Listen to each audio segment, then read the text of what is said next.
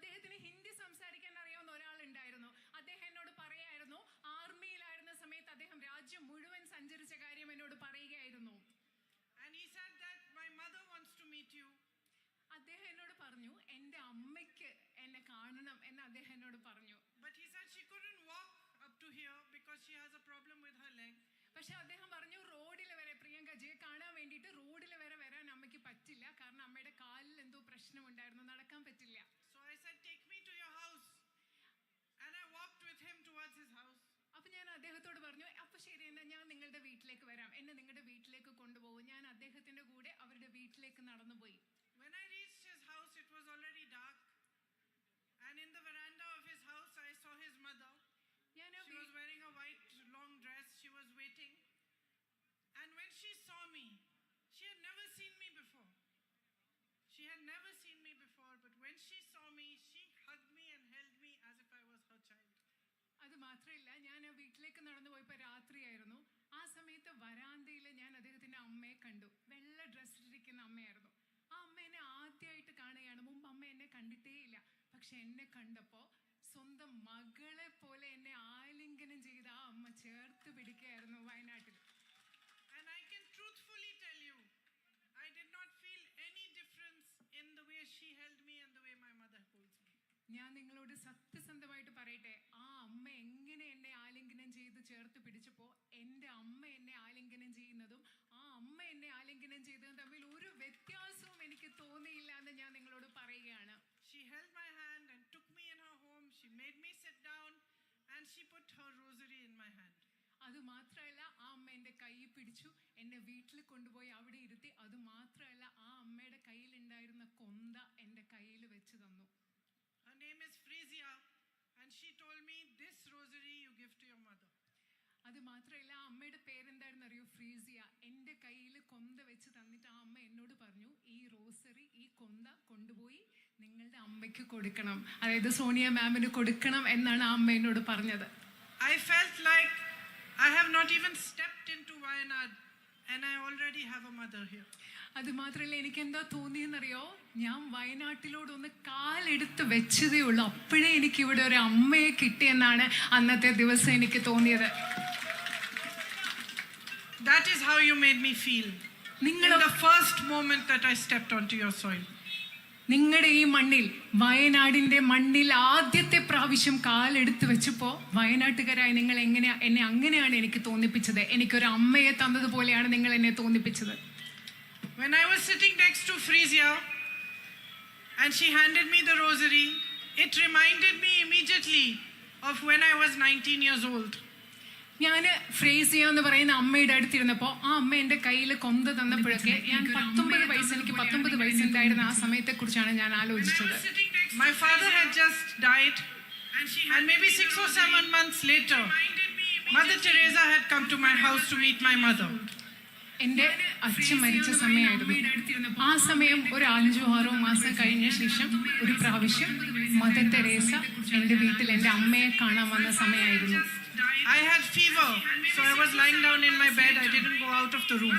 ആ സമയത്ത് എനിക്ക് പനി പിടിച്ചിരിക്കുകയായിരുന്നു. അതുകൊണ്ട് ഞാൻ മദർ തെരേസ വന്നപ്പോൾ ഞാൻ കാണാൻ പോയില്ല. ഞാൻ എൻ്റെ റൂമിൽ തന്നെ ബെഡിൽ കിടക്കുകയായിരുന്നു. But she asked to see me and she came into my room and she sat by my bedside and she put her hand on my head. പക്ഷെ മദർ തെരേസ എനിക്ക് പോയി കാണാൻ പറ്റിയില്ല. പക്ഷെ എന്നെ കാണണമെന്ന് പറഞ്ഞ് ആ റൂമിൽ വന്നു. ഞാൻ കിടക്കുകയായിരുന്നു. അമ്മ എൻ്റെ തലയിൽ ഇങ്ങനെ കൈവച്ചു. And just like Frisia, she took my hand and she put her rosary in my hand. ഇപ്പോൾ കഴിഞ്ഞ പ്രാവശ്യം വയനാട്ടിൽ വന്നപ്പോൾ ഫ്രേസിയ എന്ന അമ്മ എൻ്റെ കയ്യിൽ ആ കൊന്ത വെച്ച് തന്നതുപോലെ അന്ന് മദർ തെരേസ എൻ്റെ കൈ പിടിച്ച് മദർ തെരേസയുടെ കയ്യിലിരുന്ന കൊന്ത എൻ്റെ കയ്യിൽ വെച്ച് തന്നു. And I think she saw that I was suffering because my father had died and I was troubled. And she probably may have realized that maybe I had fever because I was suffering and I was sad. ആ സമയം എൻ്റെ അച്ഛൻ മരിച്ചു കഴിഞ്ഞ സമയമായിരുന്നു. അന്ന് mother തെരേസയ്ക്ക് മനസ്സിലായിട്ടുണ്ടാവും ഞാൻ വലിയ ബുദ്ധിമുട്ടിലൂടെ കടന്നു പോവുകയാണ്, ഞാൻ വിഷമിച്ചിരിക്കുകയാണ്, ഞാൻ കഷ്ടപ്പാടിലൂടെ കടന്നു പോവുകയാണ്, അതുകൊണ്ടാണ് എനിക്ക് പനി പിടിച്ചതെന്നൊക്കെ മനസ്സിലാക്കിയിട്ടാവും ഒരു പക്ഷെ ആ കൊന്ത എൻ്റെ കയ്യിൽ വെച്ച് തന്നത്. And she said to me, you come and work with me. അന്ന് മദർ തെരേസ എന്നോട് പറഞ്ഞു, എൻ്റെ കൂടെ വന്ന് നിങ്ങൾ കൂടെ വന്ന് പ്രവർത്തിക്കുമെന്ന് പറഞ്ഞു. So about 5 or 6 years later, after I got married and I had my own home, I went to work with Mother Teresa's sisters in Delhi. വിവാഹം കഴിഞ്ഞ് 5-6 വർഷങ്ങൾക്ക് ശേഷം എൻ്റെ വിവാഹം കഴിഞ്ഞ് എനിക്ക് സ്വന്തം കുടുംബമൊക്കെ ആയ ശേഷം മദർ തെരേസയുടെ സിസ്റ്റേഴ്സ് ഓഫ് ചാരിറ്റിയോടൊപ്പം പ്രവർത്തിക്കാൻ വേണ്ടി ഞാൻ ഡൽഹിയിൽ പോയി. So I started, my job was to teach the little children there some English and some Hindi. എൻ്റെ ആദ്യത്തെ അവിടുത്തെ തൊഴിൽ മദർ തെരേസയുടെ സന്യാസി സമൂഹത്തോട് ചേർന്ന് പ്രവർത്തിക്കുമ്പോൾ അവിടെയുള്ള കൊച്ചു കുട്ടികളെ ഇംഗ്ലീഷ് പഠിപ്പിക്കുക, ഹിന്ദി പഠിക്കുക എന്നൊക്കെയുള്ള ജോലി ചെയ്താണ് ഞാൻ അവിടെ തുടങ്ങിയത്. This is the first time that I'm talking about this in public, but it has a context. ഞാൻ ജീവിതത്തിൽ ആദ്യമായിട്ടാണ് ഒരു പൊതുവേദിയിൽ ഇത്തരം കാര്യങ്ങളെക്കുറിച്ച് ഈ കാര്യങ്ങളൊക്കെ പറയുന്നത്. പക്ഷേ ഇന്ന് നിങ്ങളോട് അത് പറയാൻ ഒരു സാഹചര്യമുണ്ട്. So my job was to teach the children, but on Tuesdays we also cleaned the bathrooms, we washed and mopped the floors. I helped to cook the food sometimes. Sometimes we taught them how to paint, sometimes we took them for outings. കുട്ടികളെ പഠിപ്പിക്കുകയായിരുന്നു എൻ്റെ ജോലി. പക്ഷെ ചില ദിവസങ്ങളിൽ എനിക്ക് പാചകം ചെയ്യേണ്ടി വരും. ചൊവ്വാഴ്ച ദിവസങ്ങളിൽ പാചകം ചെയ്യണം, അവിടെയൊക്കെ വൃത്തിയാക്കേണ്ടി വരും. കുട്ടികളെ ചിലപ്പോൾ പെയിന്റ് ചെയ്യാൻ പഠിപ്പിക്കേണ്ടി വരും. ചിലപ്പോൾ ഈ കുട്ടികളെ കൊണ്ട് പുറത്തു പോകേണ്ടി വരും. ഇതൊക്കെയാണ് അവിടെ ചെയ്തിരുന്നത്. And by working with them, I began to understand their suffering and their pain and what service means.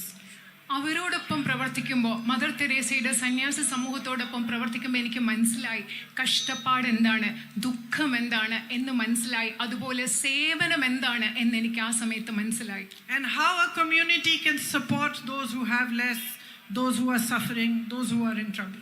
അതുപോലെ അന്ന് എനിക്ക് മനസ്സിലായി എങ്ങനെയാണ് ഒരു സമൂഹത്തിന് ഒരുമിച്ച് ചേർന്ന് നിന്നുകൊണ്ട് കഷ്ടപ്പെടുന്നവരെ, നമ്മളെക്കാൾ കുറച്ചുള്ളവരെ, ബുദ്ധിമുട്ടുള്ളവരെ എങ്ങനെയാണ് സഹായിക്കാൻ പറ്റുക എന്ന് എനിക്ക് മനസ്സിലായി. When I came here with my brother after the terrible landslide, കഴിഞ്ഞ പ്രാവശ്യം ചൂരൽ മലയിലെ ഏറ്റവും വലിയ അവിടുത്തെ ഉണ്ടായ ബുദ്ധിമുട്ടിന് ശേഷം, അവിടുത്തെ മണ്ണിടിച്ചിലിന് ശേഷം ഇവിടെ വന്നപ്പോൾ, എൻ്റെ സഹോദരൻ്റെ കൂടി വന്നപ്പോൾ അതെനിക്ക് മനസ്സിലായി.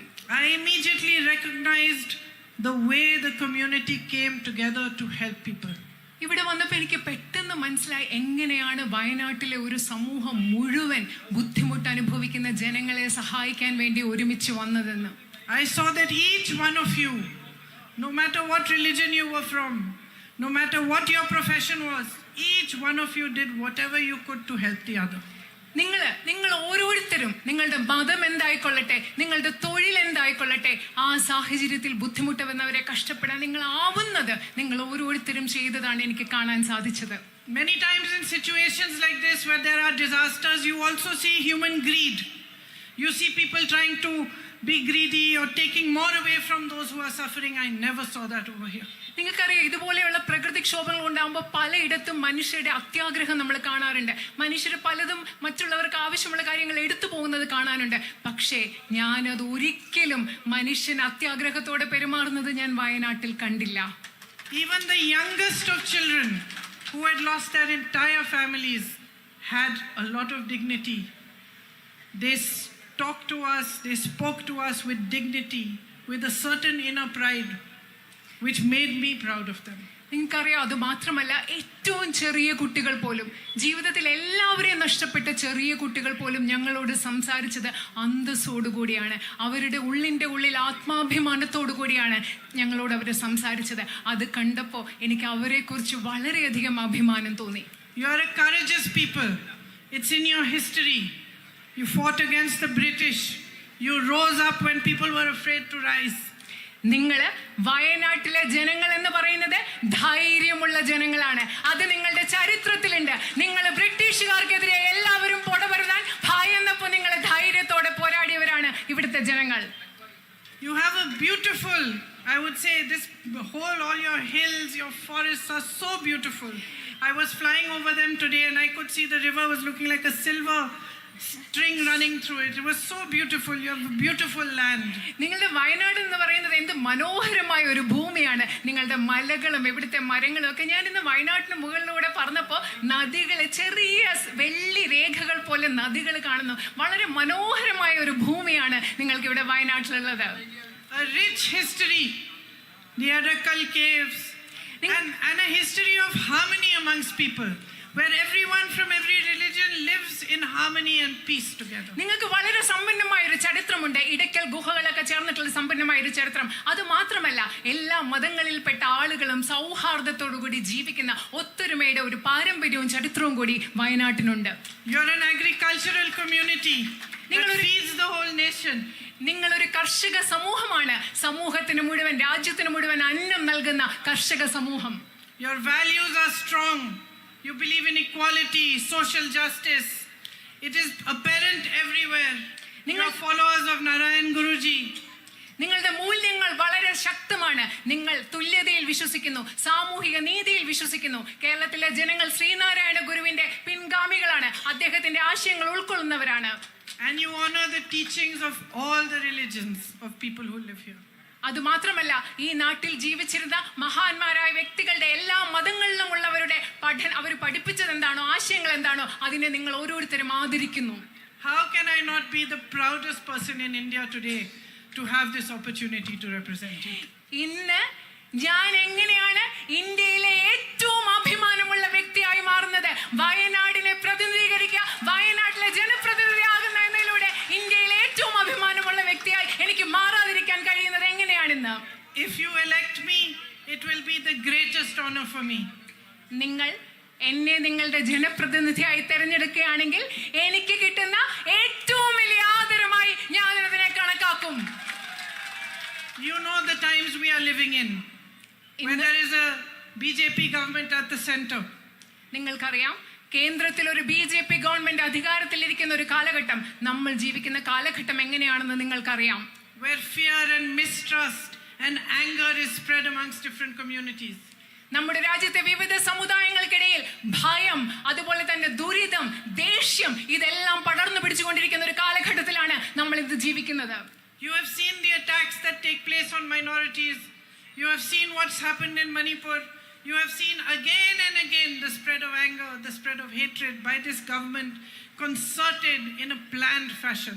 നിങ്ങൾ കാണുന്നുണ്ട് ഈ രാജ്യത്തെ ന്യൂനപക്ഷങ്ങൾക്കെതിരെ എന്തുമാത്രം അക്രമമാണ് നടന്നുകൊണ്ടിരിക്കുന്നത്. നിങ്ങൾക്കറിയാം എന്തുമാത്രമാണ് മണിപ്പൂരിൽ നടന്നുകൊണ്ടിരിക്കുന്നത്. എന്താണെന്നറിയാം, രാജ്യത്ത് മുഴുവൻ വെറുപ്പും വിദ്വേഷവും ഭയവും എങ്ങനെയാണ് ആസൂത്രിതമായി ഈ ഗവൺമെന്റ് നടപ്പിലാക്കിക്കൊണ്ടിരിക്കുന്നത്, പടർത്തിക്കൊണ്ടിരിക്കുന്നതെന്ന് നിങ്ങൾക്ക് കൃത്യമായി അറിയാം. The values of our constitution are constantly being subverted. നമ്മുടെ രാജ്യത്തെ ഭരണഘടനയുടെ മൂല്യങ്ങളെ നിരന്തരം അട്ടിമറിച്ചുകൊണ്ടിരിക്കുന്ന ഒരു കാലഘട്ടത്തിലാണ് നമ്മൾ ഇന്ന് ജീവിക്കുന്നത്. And policy after policy is made to favor the Prime Minister's friends rather than for the good of the public.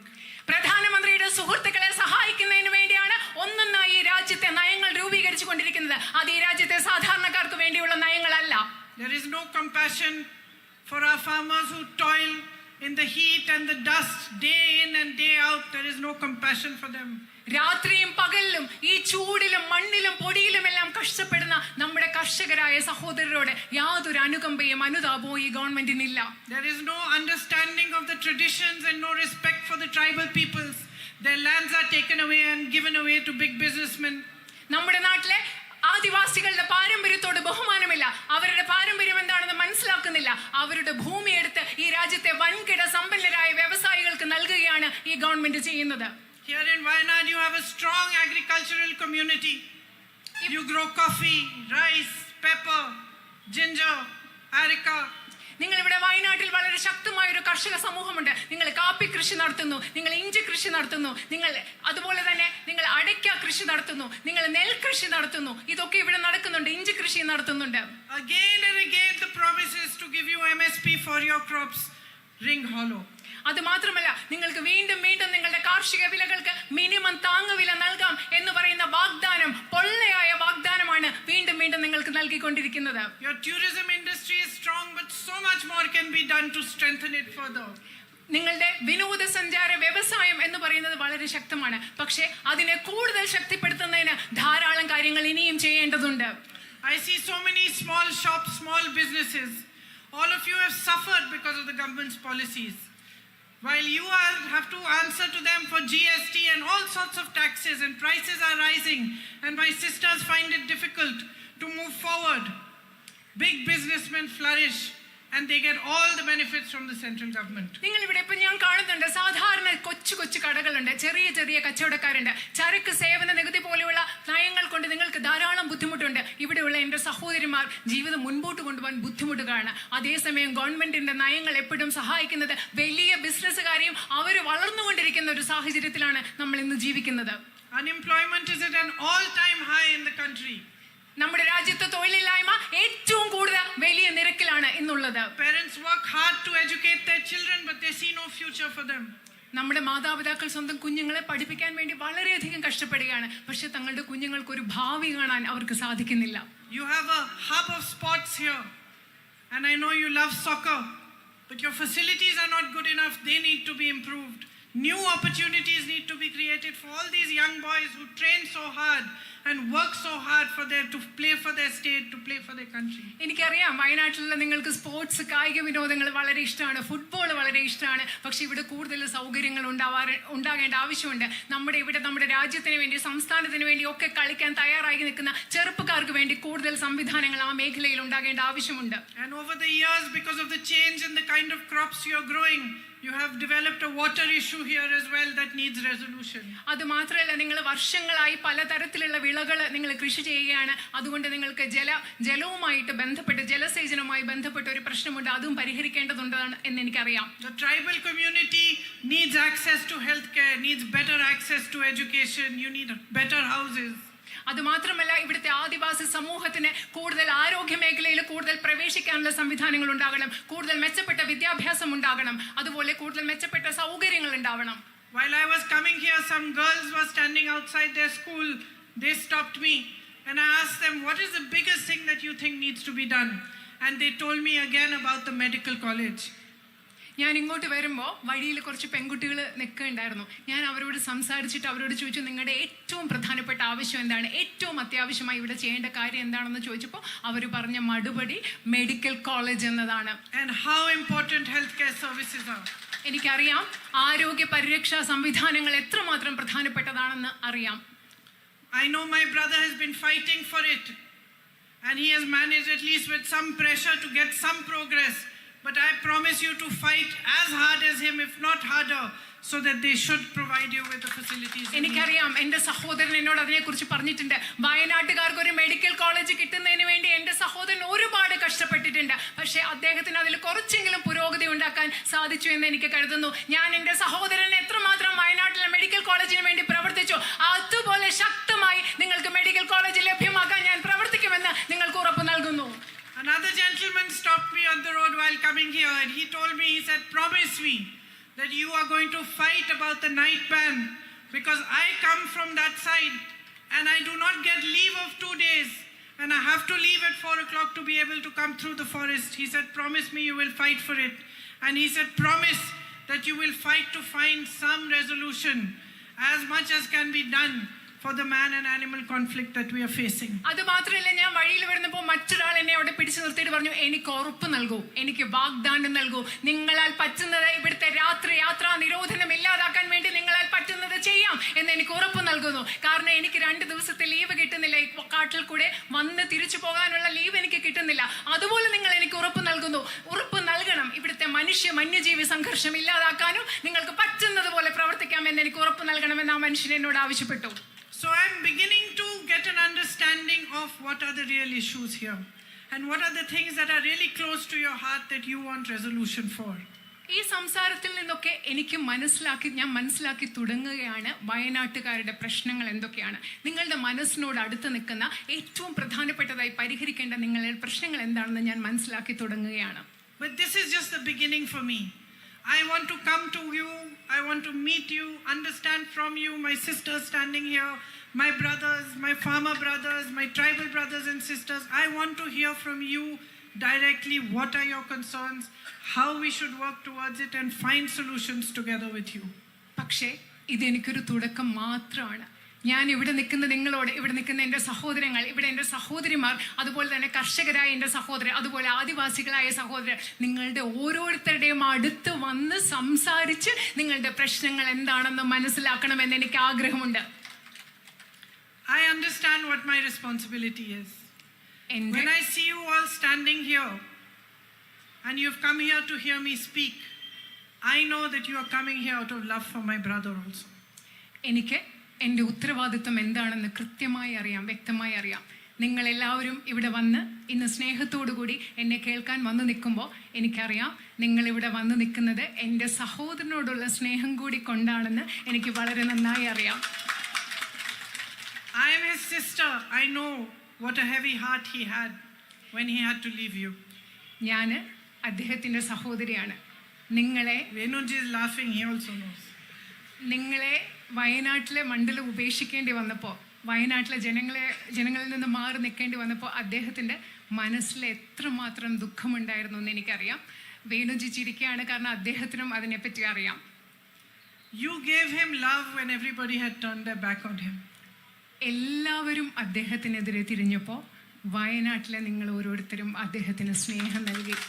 It is you, each one of you, each one standing here, each person who lives in Wayanad, every brother, every sister, every child, every mother, every father who gave him the courage to walk 4,000 kilometers and travel another 4,000 kilometers across this country for unity and peace. അത് മാത്രമല്ല, ഇത് നിങ്ങൾ ഓരോരുത്തരുമാണ്. വയനാട്ടിലെ നിങ്ങൾ ഓരോരുത്തരുമാണ്. വയനാട്ടിലെ ഓരോ അച്ഛനും, വയനാട്ടിലെ ഓരോ അമ്മയും, വയനാട്ടിലെ ഓരോ കുഞ്ഞും, വയനാട്ടിലെ ഓരോ കർഷകരും, നിങ്ങൾ ഓരോരുത്തരുമാണ് ഈ രാജ്യത്തിന്റെ 4000 കിലോമീറ്റർ ഈ രാജ്യം മുഴുവൻ നടക്കാൻ, മറ്റൊരു 4000 കിലോമീറ്റർ ഈ രാജ്യം മുഴുവൻ നടക്കാൻ, ഈ രാജ്യത്തിന്റെ ഐക്യത്തിനും സ്നേഹത്തിനും വേണ്ടി പോരാടാനുള്ള ധൈര്യം എന്റെ സഹോദരന് നൽകിയത് വയനാട്ടുകാരായ നിങ്ങൾ ഓരോരുത്തരുമാണ്. He has a deep relationship with you. He even tells me, not just in public, in private also he tells me that you are his family. He does not treat you like an electorate, he treats you like a family. അദ്ദേഹത്തിന് നിങ്ങളോട് വളരെ ആഴത്തിലുള്ള ഒരു ബന്ധമുണ്ട്. പൊതുവേദിയിൽ മാത്രമല്ല, സ്വകാര്യമായിട്ട് അദ്ദേഹം എന്നോട് പറയും. നിങ്ങളെ അദ്ദേഹം കാണുന്നത് അദ്ദേഹത്തിന് വോട്ട് ചെയ്യുന്ന സമ്മതിദായകരായിട്ടല്ല, അദ്ദേഹത്തിൻ്റെ മണ്ഡലത്തിലെ ആളുകളായിട്ടല്ല, വയനാട്ടുകാരെ സ്വന്തം കുടുംബമായിട്ടാണ് അദ്ദേഹം കാണുന്നത്. Today we are fighting a very big battle. ഇന്ന് നമ്മൾ വലിയൊരു യുദ്ധമാണ്, നമ്മൾ ഇന്ന് പോരാട്ടമാണ് നമ്മൾ ഇന്ന് നടത്തിക്കൊണ്ടിരിക്കുന്നത്. And he is leading that battle. ആ യുദ്ധം, ആ പോരാട്ടത്തെ നയിക്കുന്നത് എൻ്റെ സഹോദരനായ അദ്ദേഹമാണ്. And all of us are fighting for the values on which this country was built. നമ്മൾ എല്ലാവരും ഇന്ന് പോരാടുന്നത് ഈ രാജ്യം ഏത് മൂല്യങ്ങളുടെ അടിസ്ഥാനത്തിലാണോ നിർമ്മിക്കപ്പെട്ടിരിക്കുന്നത് ആ മൂല്യങ്ങൾക്ക് വേണ്ടിയാണ്. We are fighting for the values of our constitution. നമ്മൾ നമ്മുടെ ഭരണഘടനാ മൂല്യങ്ങൾക്ക് വേണ്ടിയാണ് ഇന്ന് പോരാടിക്കൊണ്ടിരിക്കുന്നത്. Today we are fighting for democracy. നമ്മൾ ജനാധിപത്യത്തിന് വേണ്ടിയാണ് ഇന്ന് പോരാടിക്കൊണ്ടിരിക്കുന്നത്. Today we are fighting for equality. നമ്മൾ ഇന്ന് തുല്യതയ്ക്ക് വേണ്ടിയാണ് പോരാടിക്കൊണ്ടിരിക്കുന്നത്. Today we are fighting for the truth. നമ്മൾ ഇന്ന് സത്യത്തിന് വേണ്ടിയാണ് പോരാടിക്കൊണ്ടിരിക്കുന്നത്. And each one of you is an important soldier in this fight. ഈ പോരാട്ടത്തിൽ ഇവിടെ നിൽക്കുന്ന നിങ്ങൾ ഓരോരുത്തരും ഇതിലെ ഓരോ പോരാട്ടത്തിലെ ഒരു പ്രധാനപ്പെട്ട ഭടനാണ് എന്ന് പറയാൻ ഞാൻ ആഗ്രഹിക്കുന്നു. So please understand that along with me you also have a responsibility towards your country.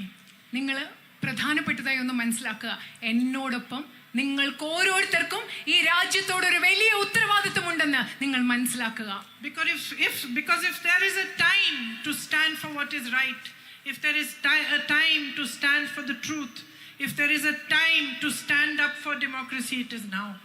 എപ്പോഴെങ്കിലും ഈ രാജ്യത്ത് സത്യത്തിന് വേണ്ടി നിൽക്കേണ്ട ഒരു സമയമുണ്ടെങ്കിൽ, എപ്പോഴെങ്കിലും ഈ രാജ്യത്ത് ശരിക്ക് വേണ്ടി നിൽക്കേണ്ട ഒരു സമയമുണ്ടെങ്കിൽ, എപ്പോഴെങ്കിലും ഈ രാജ്യത്ത് ജനാധിപത്യത്തിന് വേണ്ടി നിൽക്കുന്ന ഒരു സമയമുണ്ടെങ്കിൽ അത് ഇന്നാണ്, ഈ സമയമാണെന്ന് നിങ്ങളോട് പറയാൻ ഞാൻ ആഗ്രഹിക്കുന്നു. And each one of you with this one vote of yours can stand up for the right thing. നിങ്ങൾക്ക് ഓരോരുത്തർക്കും ലഭ്യമായ ഈ ഒരു വോട്ട് കൊണ്ട് എന്താണ് ശരി, ആ ശരിക്ക് വേണ്ടി നിലനിൽക്കാൻ സാധിക്കും. So somebody asked me, one journalist, while I was coming here, what is your expectation, Priyanka ji? ഞാൻ ഇങ്ങോട്ട് വരുമ്പോൾ ഒരാൾ ചോദിച്ചു, ഒരു പത്രപ്രവർത്തകൻ എന്നോട് ചോദിച്ചു, പ്രിയങ്കാജി താങ്കളുടെ പ്രതീക്ഷ എന്താണ്? And he was saying, so many lakh votes and so many lakh votes, that is not my expectation. അദ്ദേഹം പറയായിരുന്നു, ഇത്ര ലക്ഷം വോട്ടുകൾ. ഞാൻ പറയാം, എൻ്റെ പ്രതീക്ഷ അതൊന്നുമല്ല. My expectation is simply that you look within your hearts. Done. Okay, got an offer. എൻ്റെ പ്രതീക്ഷ എന്ന് പറയുന്നത്, എൻ്റെ ഒരേ ഒരു പ്രതീക്ഷ എന്ന് പറയുന്നത് നിങ്ങൾ നിങ്ങളുടെ ഹൃദയങ്ങളിലേക്ക് തിരിഞ്ഞു നോക്കണം എന്നതാണ് എൻ്റെ ഒരേ പ്രതീക്ഷ. Recognize what is happening around you today, and you recognize that this is the time when your vote has to go for democracy, for peace, for equality, for India. അത് മാത്രമല്ല, നിങ്ങൾ നിങ്ങളുടെ ചുറ്റും നടക്കുന്ന കാര്യങ്ങൾ എന്താണെന്ന് തിരിച്ചറിയണം. നിങ്ങൾ മനസ്സിലാക്കണം, ഈ സമയം എന്ന് പറയുന്നത് നിങ്ങളുടെ വോട്ട് ജനാധിപത്യത്തിന് വേണ്ടി പോകേണ്ടതാണ്, തുല്യതയ്ക്ക് വേണ്ടി പോകേണ്ടതാണ്, നിങ്ങളുടെ രാജ്യത്തിന് വേണ്ടി, നിങ്ങളുടെ ഇന്ത്യക്ക് വേണ്ടി ചെയ്യേണ്ടതാണ് നിങ്ങളുടെ വോട്ട് എന്ന് നിങ്ങൾ തിരിച്ചറിയേണ്ട സമയമാണിത്. As far as I am concerned, if you choose to elect me as your member of parliament, I can promise you this: I will work as hard for you as I possibly can. ഞാൻ നിങ്ങളോട് ഒരു കാര്യം പറയട്ടെ, നിങ്ങൾ എന്നെ നിങ്ങളുടെ പ്രതിനിധിയായി തിരഞ്ഞെടുക്കുകയാണെങ്കിൽ ഈ കാര്യം എനിക്ക് ഉറപ്പ് നൽകാൻ സാധിക്കും. എനിക്ക് പറ്റുന്ന അത്രയും, എനിക്ക് സാധ്യമായ അത്രയും നിങ്ങൾക്ക് വേണ്ടി കഷ്ടപ്പെടാൻ, കഠിനാധ്വാനം ചെയ്യാൻ ഞാൻ തയ്യാറാണെന്ന് ഞാൻ നിങ്ങൾക്ക് ഉറപ്പ് നൽകുന്നു. I will stand side by side with you and I will fight for your issues. I will raise your voice in parliament. I will do everything in my power to help you resolve what your issues are. നിങ്ങളുടെ ഒപ്പം നിന്നുകൊണ്ട് നിങ്ങളുടെ പ്രശ്നങ്ങൾ ഈ പാർലമെന്റിൽ ഉയർത്തുവാൻ, നിങ്ങളുടെ ശബ്ദമാകുവാൻ എനിക്ക് സാധ്യമായതെല്ലാം ചെയ്യും എന്ന് ഞാൻ നിങ്ങൾക്ക് ഉറപ്പ് നൽകുന്നു. I will fight for the young people of Wayanad, especially for my young girls, for my sisters, for a strong and independent future for all of you. ഞാൻ വയനാട്ടിലെ യുവജനതയ്ക്ക് വേണ്ടി ഞാൻ പോരാടും. അത് മാത്രമല്ല, വയനാട്ടിലെ എൻ്റെ ചെറുപ്പക്കാരികളായ സഹോദരിമാർക്ക് വേണ്ടി, എൻ്റെ സഹോദരിമാർക്ക് വേണ്ടി, അവർക്ക് സ്വതന്ത്രമായ ഒരു ഭാവി ഉറപ്പാക്കുന്നതിന് വേണ്ടി ഞാൻ പോരാടുമെന്ന് നിങ്ങൾക്ക് ഉറപ്പ് നൽകുന്നു. If you give me your trust, I will not let you down. നിങ്ങൾ നിങ്ങളുടെ വിശ്വാസം എനിക്ക് നൽകുകയാണെങ്കിൽ നിങ്ങൾക്ക് മുൻപിൽ നിങ്ങളെ ഞാൻ ഒരിക്കലും പരാജയപ്പെടുത്തുകയില്ല എന്ന് ഞാൻ ഉറപ്പ് നൽകുന്നു. So I hope to see you again soon. And I hope that if you do elect me as your MP, you will be happy with me and you will see that I will not let you down. അത് മാത്രമല്ല, ഞാൻ നിങ്ങളെ വളരെ വേഗം അടുത്ത് തന്നെ കാണാമെന്ന് വിചാരിക്കുന്നു. നിങ്ങളുടെ MP ആയി പാർലമെന്റ് ജനപ്രതിനിധിയെ നിങ്ങൾ എന്നെ തെരഞ്ഞെടുക്കും.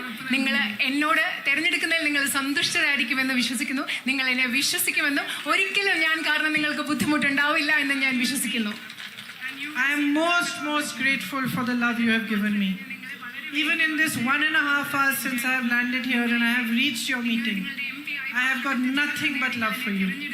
And no matter what, that love will always be reciprocated in my heart and I will always be here for you. Thank you.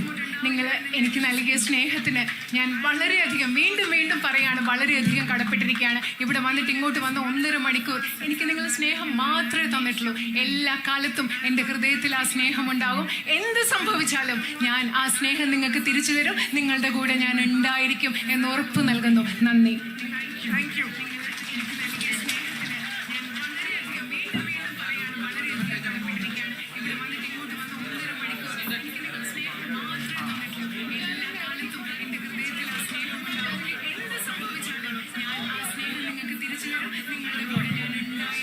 പ്രിയമുള്ളവരെ, നമ്മുടെ പ്രിയങ്കരിയായ പ്രിയങ്ക ഗാന്ധി നമ്മോട് ഓരോരുത്തരും വന്ന് നേരിട്ട് വോട്ട് ചോദിക്കുന്നതിന് വേണ്ടിയിട്ടാണ് ഇവിടെ എത്തിയിട്ടുള്ളത്. അവർ നിങ്ങളോട് വോട്ട് ചോദിച്ചുകൊണ്ട് അവരുടെ പാർലമെൻറ്റിലേക്ക് വൻ ഭൂരിപക്ഷത്തോടുകൂടി അയക്കണമേ എന്ന് അഭ്യർത്ഥിക്കാൻ വേണ്ടി വന്നതാണ്. നിങ്ങൾ ഓരോരുത്തരും നൽകിയ സ്വീകരണത്തിന്, ഇത്ര വലിയൊരു സ്വീകരണത്തിന് മീനങ്ങാടി കമ്മിറ്റിയുടെ, UDF കമ്മിറ്റിയുടെ അഗാധമായ നന്ദി എല്ലാവർക്കും വേണ്ടി അർപ്പിക്കുകയാണ്. ജയ് UDF. ഇവിടെ എത്തിയിട്ടുള്ളത് അവർ നിങ്ങളോട് വോട്ട് ചോദിച്ചുകൊണ്ട് അവരുടെ പാർലമെന്റിലേക്ക് വൻ ഭൂരിപക്ഷത്തോടുകൂടി അയക്കണമേ എന്ന് അഭ്യർത്ഥിക്കാൻ വേണ്ടി വന്നതാണ്. നിങ്ങൾ ഓരോരുത്തരും നൽകിയ സ്വീകരണത്തിന്, ഇത്ര വലിയൊരു സ്വീകരണത്തിന് മീനങ്ങാടി കമ്മിറ്റിയുടെ, UDF കമ്മിറ്റിയുടെ അഗാധമായ നന്ദി എല്ലാവർക്കും വേണ്ടി അർപ്പിക്കുകയാണ്. ജയ് UDF. ഇവിടെ എത്തിയിട്ടുള്ളത് അവർ നിങ്ങളോട് വോട്ട് ചോദിച്ചുകൊണ്ട്. आप बताइएगा, हम लोग तैयार हैं.